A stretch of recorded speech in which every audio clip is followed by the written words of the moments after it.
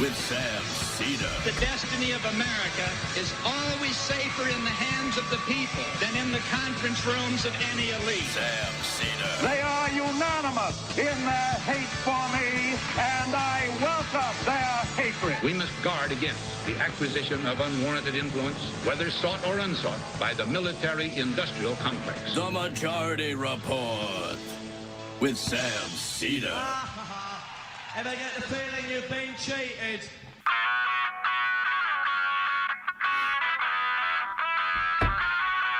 It is Tuesday, December 20th, 2022. My name is Sam Seder. This is the 5-time award-winning Majority Report.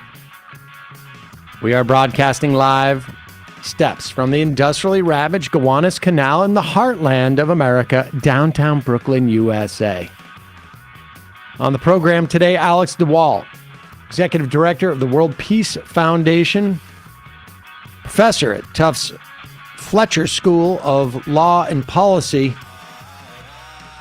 on the recent peace treaty signed between Ethiopia and Tigray. Also on the program today, funding bill unveiled with surprise, a big raise for the military. Meanwhile, in that same bill, Republicans killed the cannabis reform legislation. January 6th panel makes its final criminal DOJ referrals. And the Postal Service to go nearly all electric by 2026. Supreme Court Justice John Roberts temporarily halts the Title 42 rollback. Uber drivers wrap up their 24-hour strike over delayed pay raises. And it's day 2 of Elon Musk's silence on the vote to have him relinquish control of his $44 billion baby. UN strikes a major biodiversity agreement, and people start digging more and more into Republican Congressman-elect Santos out of New York. His story is getting really, really weird. All this and more on today's Majority Report. Welcome, ladies and gentlemen. Thanks for joining us. It is a Tuesday. Newsday, sort of. Newsday, sort of. We have a guest today. We have a guest, but we'll also be covering some news. And one of those stories, we're going to get to this Santos thing. It is really strange. Yeah. And there was apparently some. We'll get into it more, but there was apparently some oppo floating around about this guy, but nobody had done quite the digging that needed to be done. In part, it's a function of just like the end of local news and reporting, because this guy has some very, very strange financial disclosure forms. We should all be so lucky to have a 2-year span of time where we go from having no money to $11 million in assets, including a couple million in the bank, and not having even worked in one of those years. Well, you don't have the grind. No income. No, rise and grind. Yeah, you don't get it. You're not just, you don't have the. You don't have a growth mindset. Yeah. Right.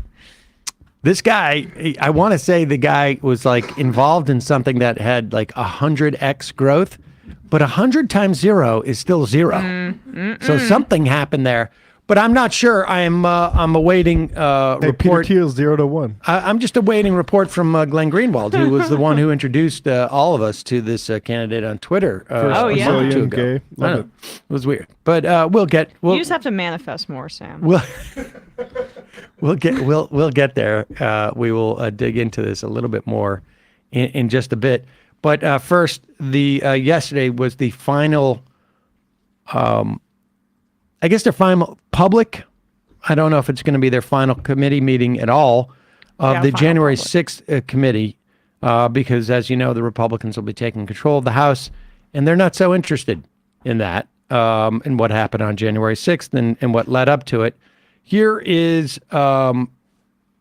Committee Chair Benny Thompson essentially setting off a montage of some of their major revelations over the past several months. Here's that.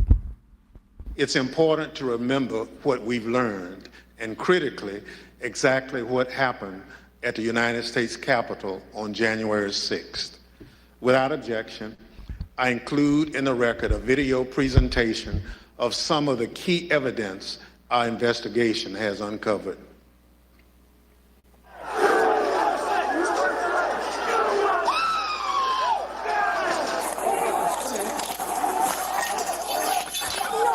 There were officers on the ground. They were bleeding. They were throwing up. I mean, I saw friends with blood all over their faces. I was slipping in people's blood. As I was swarmed by a violent mob, they ripped off my badge. They grabbed and stripped me of my radio. They seized ammunition that was secured to my body. They began to beat me with their fists and with what felt like hard metal objects. The key thing to do is to claim victory. No, we won. Fuck you. Sorry, over. We won. Yeah. You're wrong. Fuck you. Right out of the box on election night, the president claimed that there was major fraud underway. I mean, this happened, as far as I could tell, before there was actually any potential of looking at evidence. I didn't think what was happening was necessarily honest or professional at that point in time. So that led to me stepping away. Generally discussed on that topic was whether the fraud, maladministration, abuse, or irregularities, if aggregated and read most favorably to the campaign, would that be outcome determinative? And I think everyone's assessment in the room, at least amongst the staff, Mark Short, myself, and Greg Jacob, was that it was not sufficient to be outcome determinative. So, in other words, they all, no one around the president was, well, I shouldn't say that. The president was certainly aware, Trump at the time was aware that he'd lost. And, repeatedly, the plan was, we're just going to say that we didn't lose. And talk about manifesting. Fake it till you make it. Yeah. And what's also really interesting about this, let's pop up this Beschloss tweet, because this has really been the point from the beginning. I don't think Donald Trump is going to go to jail, folks. There's every indication that the Department of Justice has been slow walking this the whole way through. I guess I can in some way understand it, because they're worried about, tackling something this politically sensitive. But also powerful people not going to prison for their crimes is as American as apple pie. And real crooks like Trump, they let other guys like Manafort take the fall. They have goons on their staff that do this kind of stuff. And I just don't know if he'll actually face consequences. He won't necessarily. But what's important is that there is a marker put down for the future. And Michael Beschloss, historian, had a tweet yesterday, and I should say hat tip to Duncan Black at Atrios, who pointed this out. I saw this on his blog. Beschloss wrote, today shows that a mistake was made in pardoning Nixon and sparing him prosecution and possibly jail. Had Nixon had to face more dire consequences than exile, it would have presented an important admonition to later presidents that they could not break the law without suffering. I think you can say this about Watergate. I think you can say this about Iran-Contra. Mm-hmm. I think you can say this about the Keating 7. I think you can say this about Bush 2 in terms of the Iraq War. Over and over again, it is good that Beschloss is making this point, because this is the point. And Beschloss is like a very august sort of Sunday news PBS style historian. Now, with that said, Beschloss, this is a fairly recent perspective that Beschloss is taking. In 2007, again, Duncan Black, Atrios pointed this out, 2007 at a JFK library function, the presidential library, he wrote, or he said, I guess, in a conversation with Al Hunt. This was he was like a pundity type of guy years ago. What about Gerald Ford? Gerald Ford pardoning Nixon, I think, was courageous and in retrospect wise. This is in 2007. And one of the things I think is actually quite lovely is that Gerald Ford said before he died that one of the things that emotionally meant the most to him was getting the Profile and Courage Award, because it made him feel that despite the fact that he had gone through all that flack and people denouncing him saying, did you make a secret deal with Nixon to get the presidency in exchange for a pardon? He felt that in the end, he had been vindicated. And one thing that's sort of pointed about history is that oftentimes people are not with honor in their time. And the nice thing being with Ford is that he lived to see it. And Alan Denai, I think you were not on the committee, but we were not there then. So, I mean, really, putting aside what it says about Beschloss, who, one of those things about history, I guess, that the longer that we have, the more that we can reinterpret history. This isn't quite one of those situations. This is just, but whether the light has shone on Michael Beschloss sooner or later rather than sooner is almost secondary. The point being that at one point, this guy realizes that any holding to account of people in power is important, whether they get punished for it or not. Always better if they get more punished for it, without a doubt. But whether they get punished for it or not is important because it sets down a marker for the behavior that we as a society are willing to accept in the future. When was that quote? 2007? Yeah. That almost aligns perfectly with Nancy Pelosi's cowardice on not going after the Bush administration for their war crimes. And then the shift that you see now, even though, of course, we'd want more of it, but within the Democratic Party, where they actually are attempting to do something, at least with what we saw with Trump. I don't even think it was a coincidence, too, that Beschloss had said something like that in 2007, because they were anticipating the possibility turn the page of an impeachment hearings that would take place once the Democrats took control of both the Senate and the House and the presidency. In 2008. I don't know exactly when that was there, but that was definitely in the air. And yes, the danger with Donald Trump is as much about the fact that it's only about Donald Trump. Yes. That he becomes this sui generis figure in our political history where George Bush can get whitewashed and his history revised and his turd, as it were, polished, and he can look good in relation to Donald Trump.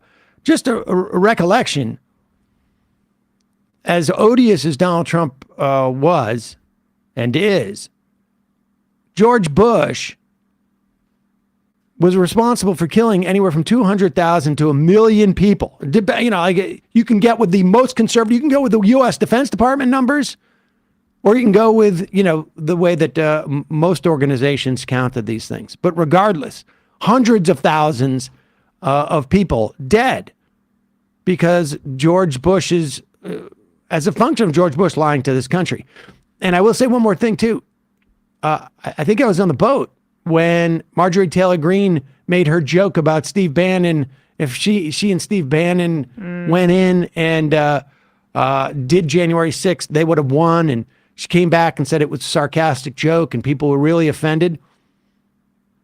George Bush in 2003 or 4, I think it was 2004, got up in front of the correspondence dinner and made an extended joke about where are the weapons of mass destruction.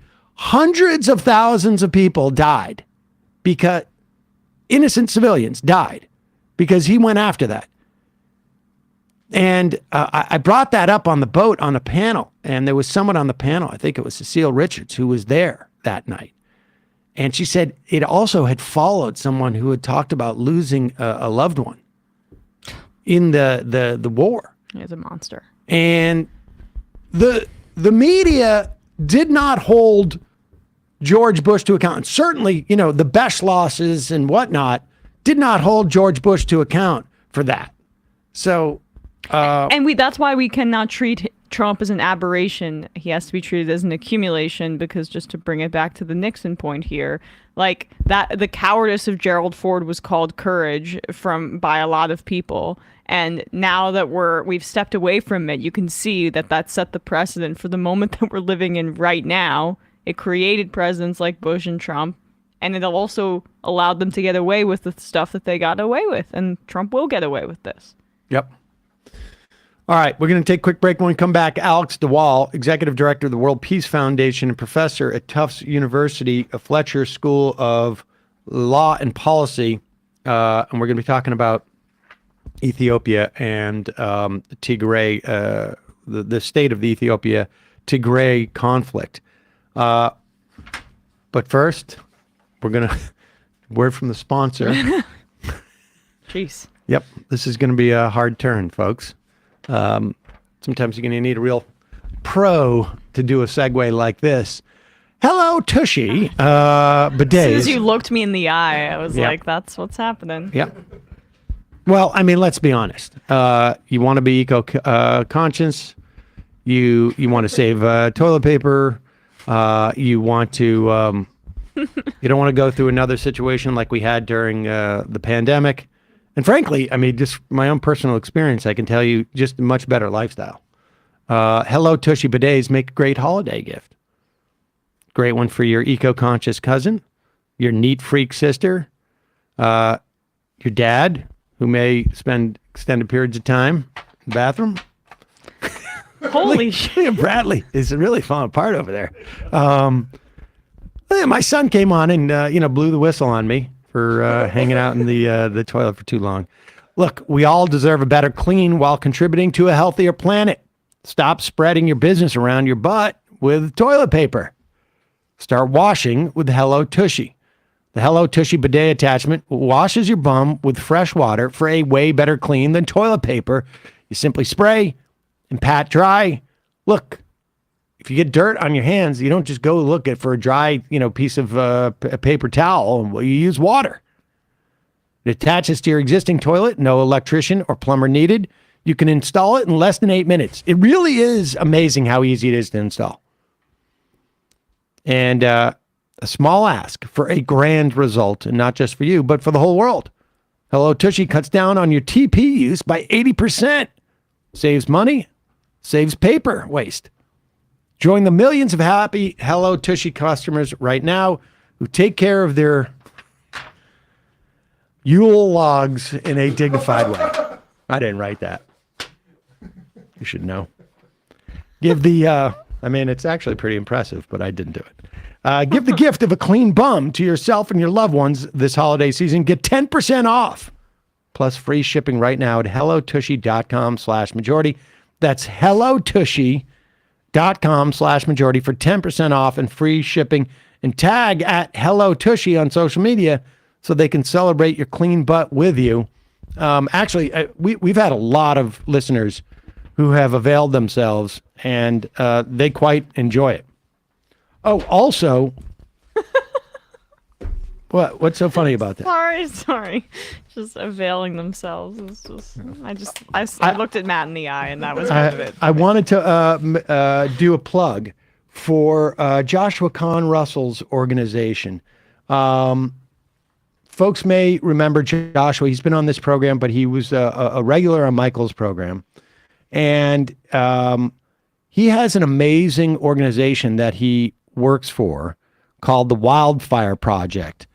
And essentially, it's time of year where people are making their end of year donations. It is a grassroots movement building organization.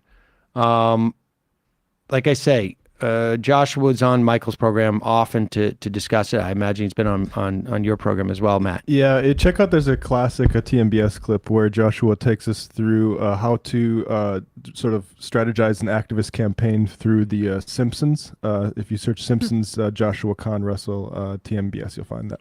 And what they do with the Wildfire Project is they basically build the infrastructure for movements across all sectors, like racial and economic justice, indigenous sovereignty, LGBTQI movements, labor, all sorts of groups.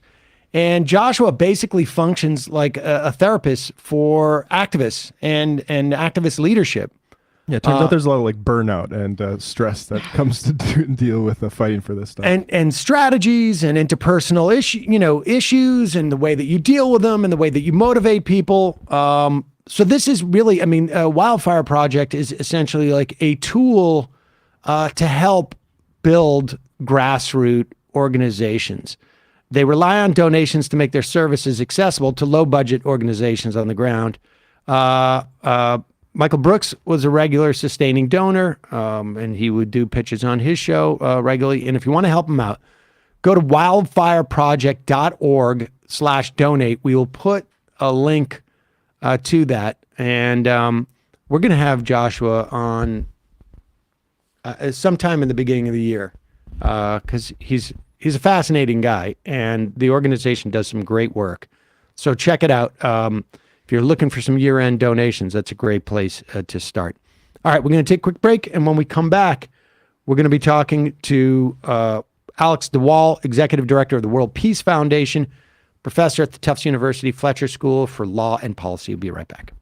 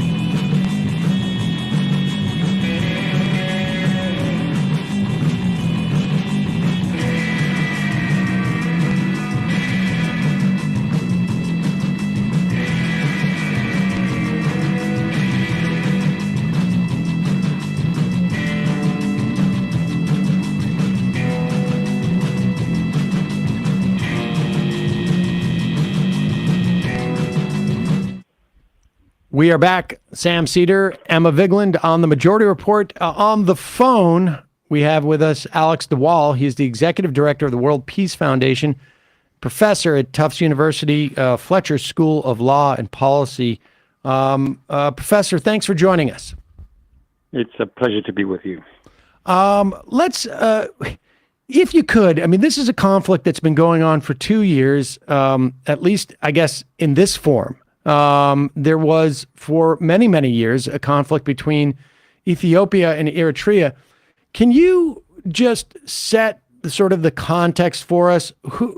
What changed? You know, what were we talking about when Eritrea and Ethiopia were at war, and what changed from then in terms of leadership, and then maybe walk us up to what ignited the conflict with the Tigray region and Ethiopia, and I guess Eritrea as well, and the Amhara. So the basic story is this: for about 25 years, from the early 1990s, there were two rival governments in Ethiopia and the former Ethiopian province of Eritrea, which had got independence in 1993. And the Ethiopian government was authoritarian but relatively open, a very effective developmental state, rapid economic growth, and a sort of an anchor of peace and security in the region. So very popular with Western countries for its stand in fighting terrorism. It was an attractive target for investment. And although it was authoritarian, it wasn't totalitarian. Eritrea, on the other hand, was a totally totalitarian state with no political parties, no judiciary, no budget, published no constitution, totally a one-man show under its president, Isaias Afwerki.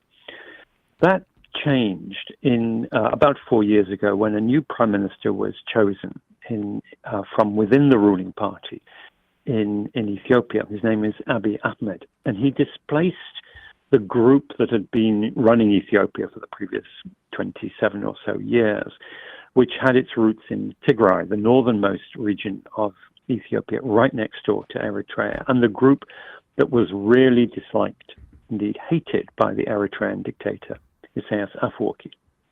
Now, what Abiy did, and it won him the Nobel Prize, was he flew to Eritrea and said, let's make peace, let's normalize relations.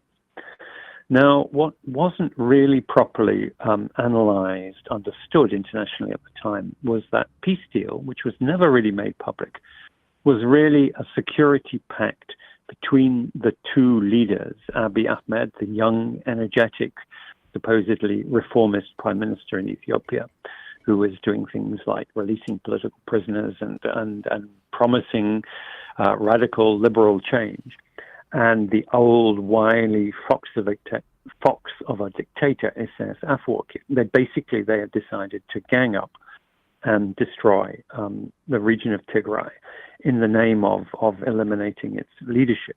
So a political dispute among the Ethiopian elite between the former leaders, the Tigray People's Liberation Front, TPLF, and the incoming ruler, was sort of conjoined with this life and death struggle between the Tigrayans and Eritrea.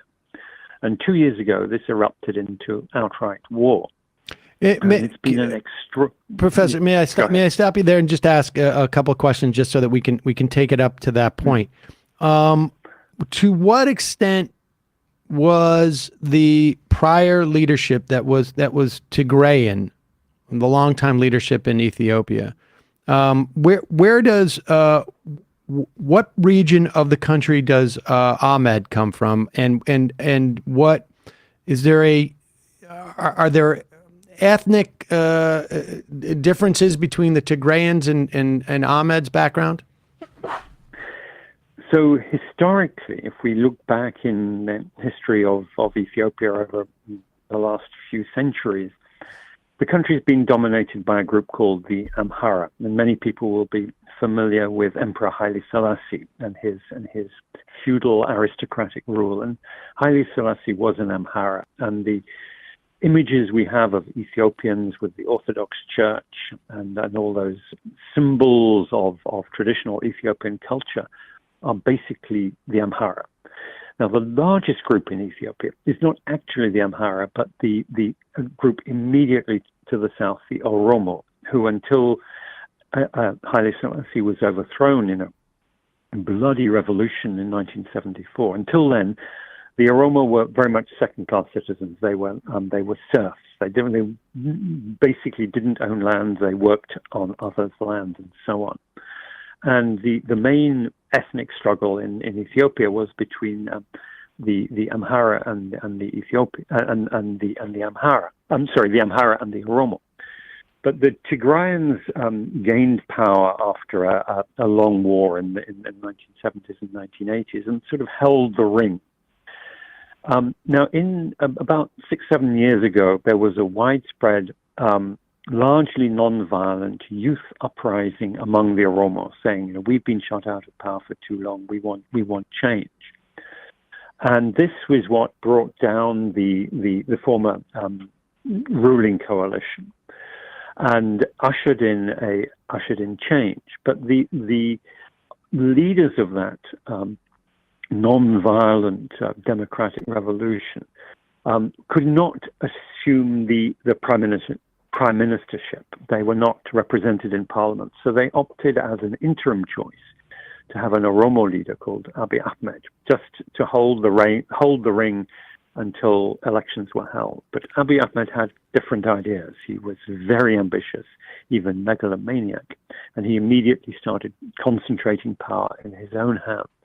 And in fact, his first moves were against the Oromo themselves, against that power base that had brought him to office. And he started suppressing them and indeed waging war against them before embarking on his larger war against the Tigrayans. Well, and then I want to pick it up from the start of the conflict with the Tigrayans, but I can't quite figure out what these wars, like, what are the spoils here? 25 years ago, I had visited Addis Ababa, and I just remember being, I think it was in a cab, and someone explaining to me the conflict between Eritrea and Ethiopia as two bald men fighting over a comb. Like, what are the spoils here? Is this a resource thing? I mean, what does it mean to have power in the context of Ethiopian or even that regional politics there? That's a very good question. And the war between Ethiopia and Eritrea, which was viciously fought some 25 years ago, was ostensibly a border war, and hence the description of it as bald men fighting over a comb, because the actual disputed border area was barren. It really had no resources at all. But the real conflict between Ethiopia and Eritrea, indeed between the Ethiopian leadership, which was Tigrayan at the time, and Eritrea, was over who would be at the top, who would be head of the hierarchy of power in Northeast Africa.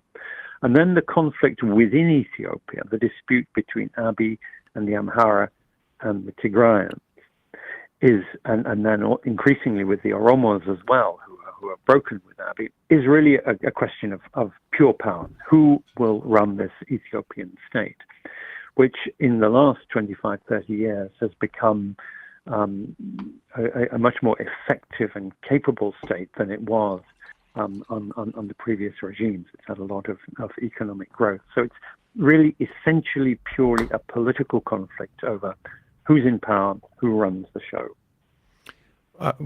Thank you. And so that takes us up to 2 years ago.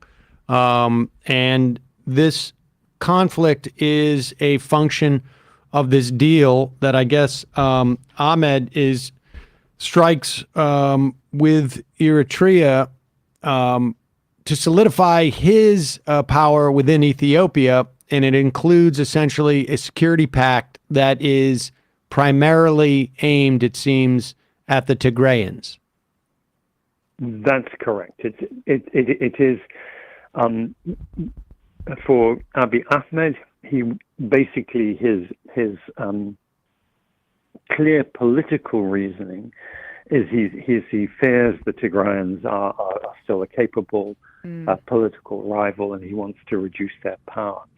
For Isaias Afwerki, it's something more. He sees Tigray really as an existential threat, and he has never hidden his intention, his frankly genocidal intention, of not only defeating the TPLF, but actually crushing the people of Tigray in such a way that they will be set back 30 or more years, or reduced to a state of really driven back to the Stone Age. So 2 years ago, they amassed their armies, their respective armies, on the borders of Tigray, and the Tigrayans and the narrative that came out at the time was that this was a law enforcement operation by the government in Addis Ababa, that is Abiy Ahmed, in response to the Tigrayan action. But in fact, the Tigrayans struck first, in the same sense that the first shots in World War II were fired by the Polish government rather than by the Nazis. It was clearly there was a military intention of overrunning Tigray, and indeed that is what happened in the first stages of the war. And then the Tigrayans reorganized. They fled to the mountains. It's a very mountainous area, very hospitable for guerrilla warfare. And they reorganized. They mounted a resistance, and the main reason why their resistance was so successful was the level of atrocities and destruction inflicted on the Tigrayan people by the combined forces of the federal government under Abiy Ahmed and the Eritreans under Isaias Afwerki, so antagonized, so alienated the ordinary people of Tigray that they flocked to take up weapons and resist the occupier. And his fear of the Tigrayans, that's based on their sheer numbers, right? And also, I mean, what is it as well as that? Is their level of political organization against him formidable in and of itself as well? Well, the Tigrayans actually are a relatively small minority. So Ethiopia as a whole is about 120 million. The Tigrayans are about between 5 and 6 million. So they're relatively small. And in fact, one of the points that alarmed many international diplomats was that Abiy Ahmed candidly said to them, he said this to the US Special Envoy, the European Special Envoy, who cares about these 5 million people? Ethiopia is much bigger. We have more than 100 million people. What Abiy, I think, was afraid of was that the Tigrayans do have this reputation of being very well organized and being very formidable fighters. And that is, in fact, what they proved during the 2 years of war. They were able to repeatedly defeat much, much larger armies sent to them, against them by the federal government in Ethiopia, the regional state of Amhara next door, which is much, much bigger than Tigray, and the Eritreans, who are about the same size as Tigray, 5 million, but also very well organized with a huge army. So the Tigrayans showed their battlefield prowess, and during the first year of war, not only drove out the occupying forces out of Tigray, but at one point, about a year ago, actually marched to within 150 miles or so of the capital, Addis Ababa. And so at one point the Ethiopian government, and I guess Eritrea, decided that the way to defeat the TDF was to was to essentially starve the people of Tigray. That's absolutely correct. The key weapon, and sadly the most effective weapon they had, was starvation. And this war of starvation unfolded in two phases. The first was when they were actually in occupation of Tigray, which was from about the end of November of 2020 for about 8 months. And that was a period of pillaging and looting, stealing food, destroying businesses, closing the banks, stealing the money, destroying the health infrastructure, the water infrastructure, raping tens, if not hundreds of thousands of women and girls, and so on. So destroying everything that was there to sustain life, to sustain livelihoods and development, driving people off their land, etc. And then when the Tigrayans had drove out the occupiers and controlled Tigray, they were completely surrounded. And what the Ethiopian and Eritrean forces did was they enforced a blockade, which meant almost no humanitarian aid went in. And all banking services, telecommunications, trade, etc., was completely shut off. So all those people who had their life savings in banks, in insurance schemes, and so on, couldn't get hold of any money. No one could be paid. Business ground to a halt, and then virtually no aid was allowed in. And then when the war resumed in August of this year, and the advancing armies of Ethiopia and Eritrea overran quite significant areas of Tigray again, more than 1 million people were displaced, and they simply had absolutely nowhere to go, no shelter, no food, no medicine, and it really looked as though hundreds of thousands would die. In fact, the death toll from famine during the last 2 years is estimated at about 600,000. That's about 1 in 10 Tigrayans perished of hunger and disease during this period. It's a terrible toll. So where has the UN been during this time? Where has the United States been during this time? I don't know other players. I know that China at one point had invested heavily in Ethiopia. I don't know if that has continued. But where is the rest of the world while this is happening? Pretty much looking the other way is the answer to that. Normally one would expect the African Union to take a lead in addressing conflicts in Africa. In this case, the African Union headquarters is in the Ethiopian capital, Addis Ababa, and has always been somewhat under the thumb of the Ethiopian government. So right at the beginning, when African leaders began to mobilize, they sent a delegation of 3 former heads of state to Addis Ababa to press for peace. And they were rebuffed, and the African Union actually then said, no, we'll handle this as a domestic matter. We won't invoke our peace and security mechanisms to respond to this. And what should then have happened is the UN Security Council should have taken it up. But the Ethiopians found they had strong allies in China and Russia, and which threatened vetoes, and the Western nations, which were initially very concerned, weren't able to override that. When President Biden took office, he appointed a special envoy, and began in his first months in office making some very strong statements, saying that the level of ethnic cleansing, of mass rape, of starvation was completely unacceptable. But he got very little diplomatic traction.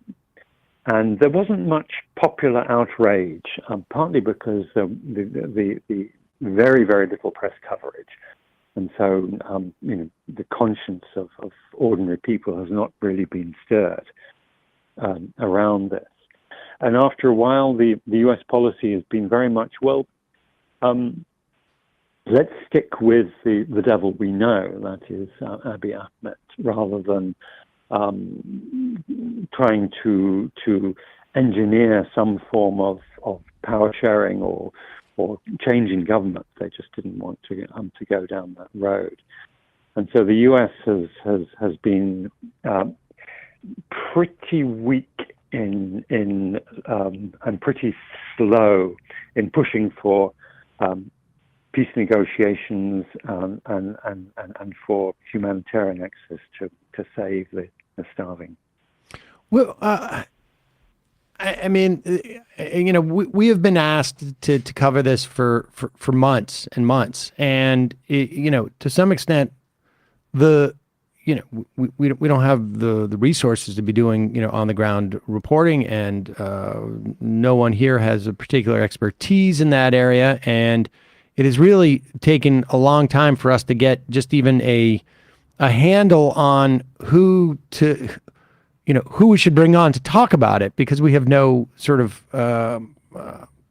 mechanism to even assess what people coming on, and it does feel like there is a tremendous amount of information warfare, if you will, for lack of a better term, coming out of this conflict to obscure the basis of the conflict and what's actually happening on the ground.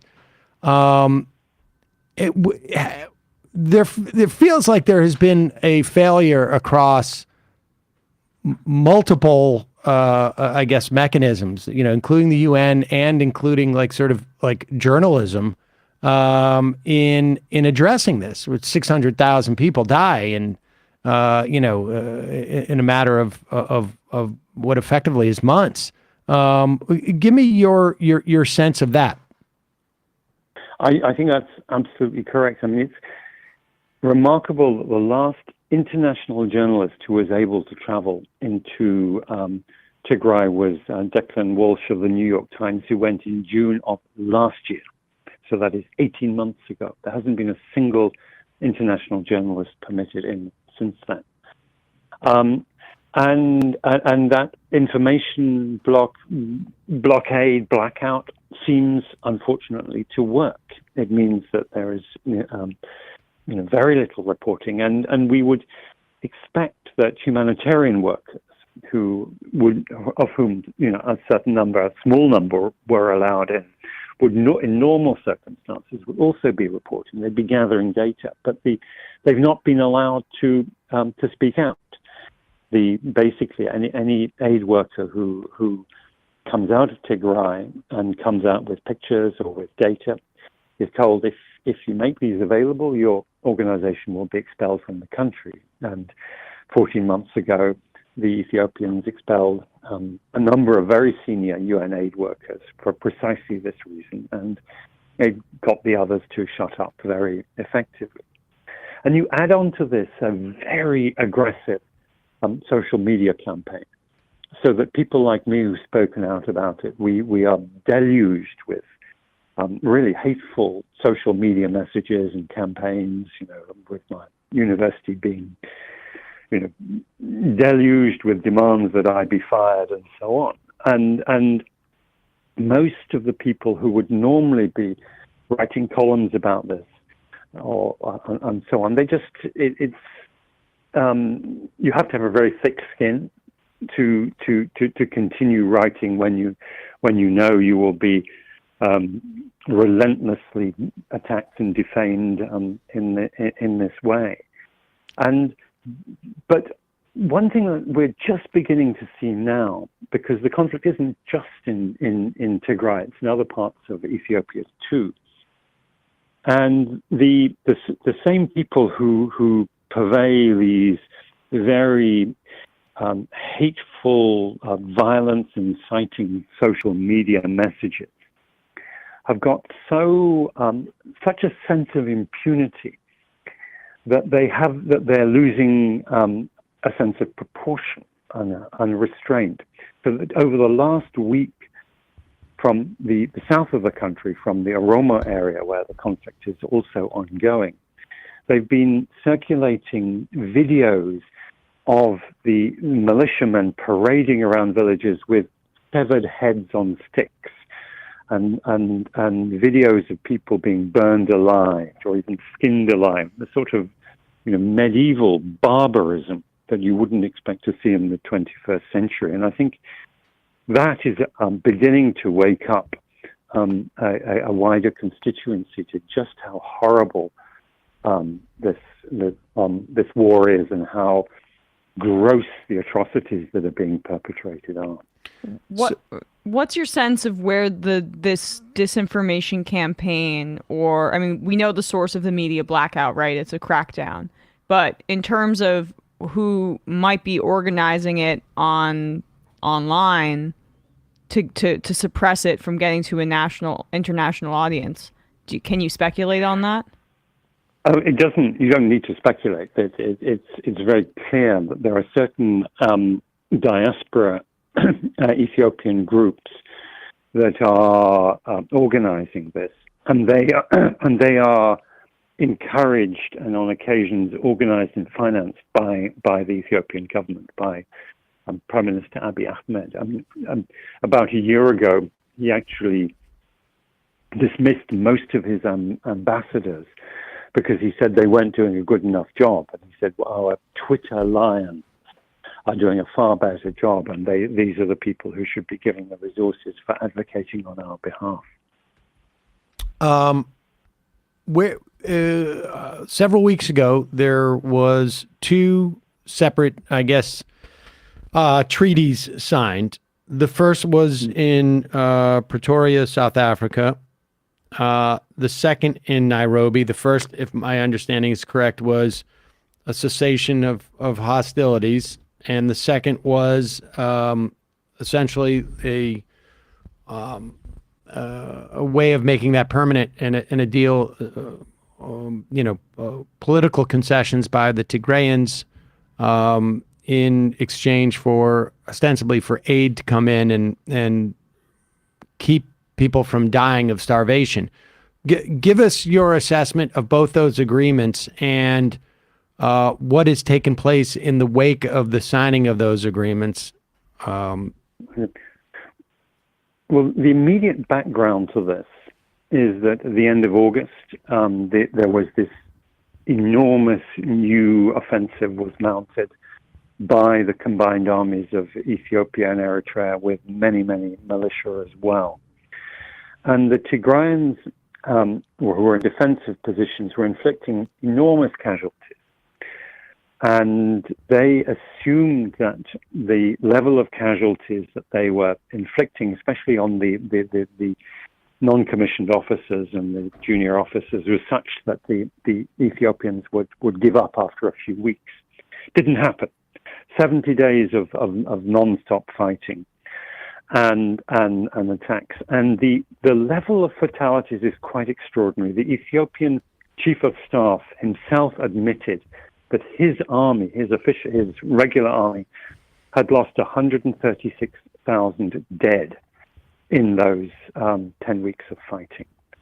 And the fatalities among the militia are probably higher. The fatalities among the Eritreans probably almost as high. So that is a level of death and destruction actually at the battlefront that I don't think we've seen since World War II. And just dwell on those figures. I mean, probably 350,000 dead on one side in a matter of weeks. It's quite horrifying. And what the Tigrayans basically discovered, they were suffering too, but much lower numbers because they were in defensive positions, was that the Prime Minister Abiy and President Isaias were ready to continue losing hundreds of thousands of young people at the front in order to prevail in this war. And the arithmetic just didn't add up for the defenders. They just had to recognize either they would be completely wiped out or they would have to sue for peace. So at the first opportunity, in fact, the only opportunity, which was the African Union summoned them for peace talks, on the assumption, actually, the African Union assumed that they would have surrendered by then. They would have been defeated. But as it happened, they weren't defeated, but they went And they said, okay, we will sue for peace. We will accept very adverse political terms in order to stop the fighting, in order to stop this extraordinary level of destruction and loss of life. And so that agreement was signed in Pretoria on November the 2nd after 8 days of talks. It's not a good agreement. It's a hastily patched together agreement. And essentially, it is, as you say, a deal in which the Tigrayans concede their main political demands. They will dismantle their political party and their regional government in return for getting aid and having a ceasefire. And then the details of the ceasefire were then worked out in a subsequent round of negotiations in Nairobi the following week. And the basic deal there is that the Tigrayans will disarm, but only when the Eritreans have withdrawn. Now, what we have seen over the month or so since the signing of these two agreements is not much. There is certainly the fighting has stopped, and that's good. Some aid has come in, some services have been restored. That's good.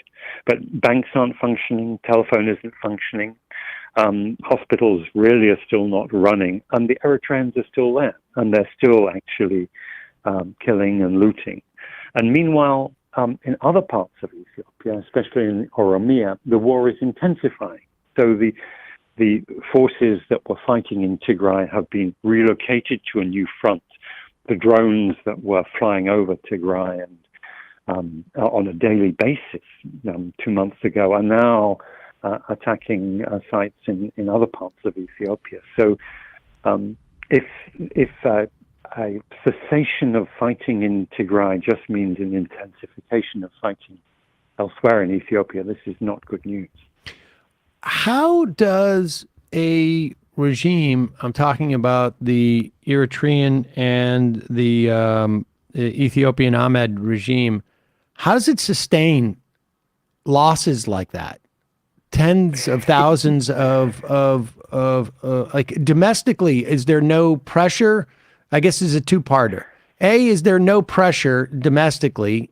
I mean, I guess if you're living in a totalitarian state, there isn't necessarily a huge opportunity for it. And there's no reason to believe that there's necessarily any better information traveling domestically than there is internationally, I guess, at this point. But also, I would add, as a second part of that question, if Ahmed starts to attack the Oroma, is there not opportunity for some type of like united front from the Tigrayans, or they basically just need to, make sure that they don't have continued widespread starvation? So there are two very good questions, and actually every time I speak to an Ethiopian, I ask the first question. I say, what are people in Ethiopia saying about this level of losses? How is it that it is still possible, after losing, several 100,000 young men and young women at the front line, that still there are tens of thousands of young people being trained and sent into this meat grinder? And the answer I get is they don't know what's going on. The information control is so complete that these young people who go to training camps think that they are just going to go for a walkover, or they're going to do peacekeeping or policing duties in areas where normality has returned. And there's stories of young. There was one story I was hearing, a young woman who was captured by the Tigrayans, and she hadn't even understood that she was actually in a battle. Her whole force had surrendered without really firing a shot because they didn't know how to use their weapons. And she was just asking for her cell phone. She said, "Oh, I've lost my cell phone. Who are you? Where? What's going on? How can I call my mother?" And we hear about Vladimir Putin, recruiting these people and sending them into Ukraine and just telling them it'll be a walk in the park. And I think something similar has been happening in Ethiopia. Well, but Abiy, in response to your second question... let me just, I'm sorry, forgive me, but let me just, because, like I say, I was there 25 years ago, and I don't know that I had ever seen that level of poverty. Frankly, I'm not that well traveled, but I had traveled a little bit up to that point. And is there widespread use of cell phones? Is there any type of social media there? I mean, just, how is that type of, to lose hundreds of thousands of people, right, who are presumably your neighbors. I mean, there's, 100 million people. It's a big country. But you would need a tremendous amount of control, or a complete absence of any type of mechanism in which for people to talk. It is quite extraordinary that it has been maintained like this for so long, and indeed in quite a lot of areas where there have been where communities have lost a lot, there is definitely a demand for this has to end. But it is also quite bizarre, and I don't really have a proper explanation for it, I have to say, for why it is possible for so many people to be willingly mobilized, because some of them are forced, there's no question, but many of them are just willingly join the army. And perhaps it is simply because so many of them are so poor, there's so little employment. The economy, which was until very recently growing very fast, it was one of the fastest growing economies in the world. Now it's one of the fastest contracting economies. So young people are desperate for any sort of employment. But surely, for sure, there's going to be a huge backlash and price to pay, and a social trauma arising from this. Is it fair to kind of say that because of that kind of contraction in the economy, that the more nationalist rhetoric is more appealing? I think the nationalist rhetoric actually was. It began when the economy was still expanding fast, and it was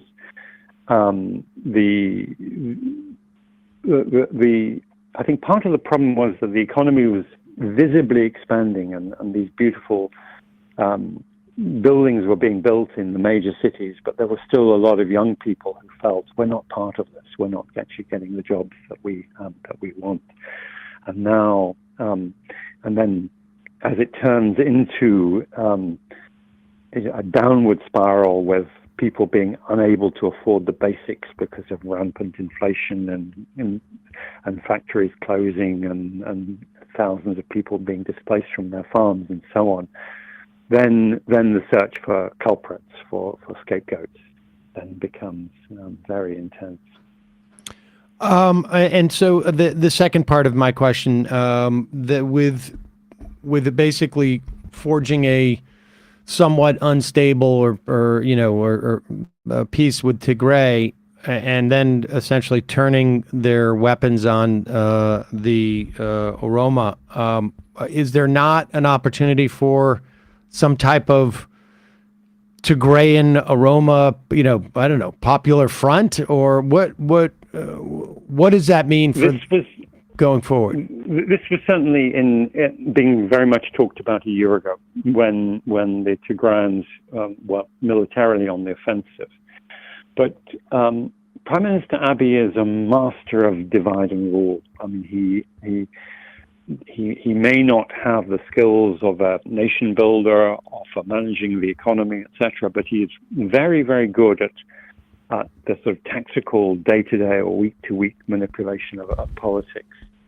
And he has so far, sort of managed this very skillfully, this dance among these different groups that could, if they combined, would certainly be able to force him from power. But he's used the resources he has, including he's had a fair amount of cash in hand from Middle Eastern backers like the United Arab Emirates, from Turkey, from the sale of key economic assets like the telecom system. He's used the resources he has to bribe and pay off whole segments of the political elite, and meanwhile going to and intimidating others. So even the Oromos, who are the ones who are currently suffering mostly in the war, are very divided. So it is partly a war of Amhara forces against Oromo forces, but it's also Oromo versus Oromo. There is an internal conflict going on there, and Abiy is very capably turning these communities against each other, which is dreadful but effective. Well, Alex de Waal, Executive Director of the World Peace Foundation and Professor at Tufts University, Fletcher School of Law and Policy. I really appreciate your walking us through this conflict, and perhaps we can catch up with you again sometime in 2023 to get a sense of how this has developed, and maybe we'll have more questions for you then. But this has been really educational for me personally, and I really appreciate it. Thank you very much, and I hope I'll have some more optimistic answers to give next time we speak. Yes, indeed. Thanks again, Thanks, Alex de Waal. We will put a link to some of what you've written over the past couple of months on this conflict. Thank you again. Thank you very much. All right, folks, we're going to take a quick break, and we're going to head into the fun half of the program. Just a reminder, it's your support that makes this show possible. You can become a member at jointhemajority.report.com. Well, I think we closed the door on the best ofs. We have. If you wanted to vote for one, we'll take a look if people voted overnight. But what's that? I guess if you get it in the next hour or two, I mean, but we're going to make a couple of decisions today, and then we're going to round out the rest of it in the next couple of days. It has been the tradition of this program for the past 12 years that, during from like around Christmas through the new year, we run some best ofs, usually 5 or 6 episodes. I think there's been 1 or 2 times where we've done like 7 or 8 because of the way that New Year's and Christmas fell. This year we didn't get that lucky. So check those out. Also, just a reminder, your support makes this show possible. Become a member, jointhemajority.report.com. When you do, you not only get the free show free of commercials, but you also get the fun half. And you get some bennies from the app, Majority app. Ooh. So I've sign me up. I've never heard of the term bennies, and I've never heard of benzos being called bennies. So this is like, what are bennies that you're referring to? Well, I'm saying benefits. Oh, as in like you get a job and you Benzos. get full bennies, and Okay. then Matt was taking that to mean benzos. Yes. Which is also a term that back in the day you would refer to benzos as bennies, and so there you get that. Somebody saying for Christmas I want a new Android MR app. It's coming. It's coming. It is coming. I guarantee it. And members get to IM the show, and you can hear that. And then, the last question is like Dan from Columbus. Wait, is there a place to vote for best ofs, or did I misunderstand? I sort of misspoke. You get an opportunity to nominate a show, and then we vote. Then it goes into a black box. And then it goes into a black box, Very and we vote. We vote. And that's the way it... It's an Elon Musk poll. Indeed. Also, don't forget justcoffee.coop, fair trade coffee, tea, or chocolate. Use the coupon code majority, get 10% off. And here's a little secret. Starting tomorrow, there's going to be a big sale from our pals over at Sunset Lake Sebede. Ooh. So stay tuned for that info. We got a big cache of Sebede came into the office. Fudge. Everybody was like, oh, God. Because that is a real problem. Need to figure out a way to like disperse sweets more equally throughout the year. Yes. As opposed to like all in December. All I know is the way I disperse it is I just yell at everybody in the office, take it out. Take it out of the office. Yeah, I took all the cookies home yesterday. I had like 6 cookies before they left the office, though. In like 5 minutes. Should I give these to someone and pass it off as me making it, or would that be... you made CBD? No. Brandon's cookies, because I can't have these around me anymore. This is getting to be... I'm becoming like you. This is becoming a problem. Yep. Yeah. It's a real problem. Wow. Also, don't forget wildfireproject.org. We will put a link to that in our in the podcast and YouTube description. Emma! God, I'm still basking in that World Cup. And you're ignoring the Patriots? I don't want to talk about it. Yeah, well, it was pretty awful. The World Cup was great. And really, in many respects, they're New England's team. Yes, right. I think, Argentina. Yeah. Well, Massachusetts is the Argentina of North America. I mean, in many respects, I feel like you can make it work.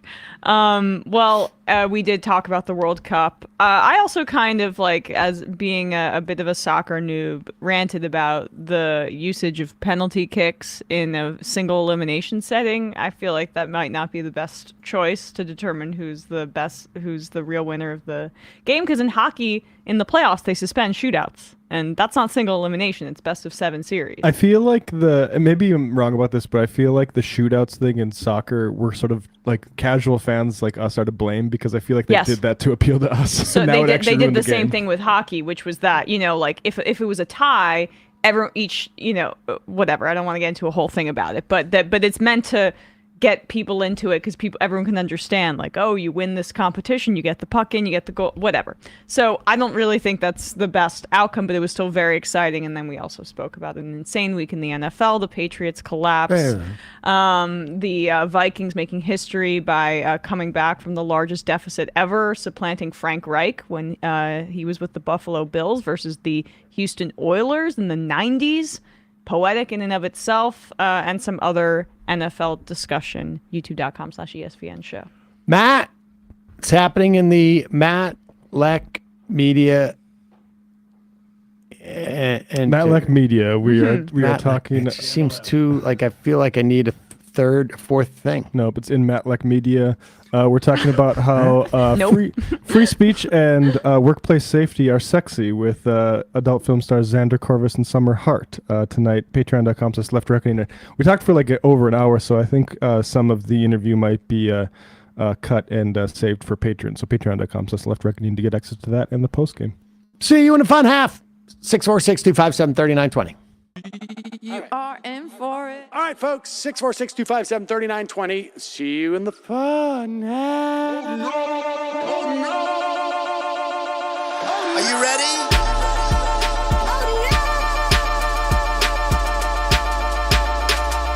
Who sent us this? Anarchy. Alpha males are back.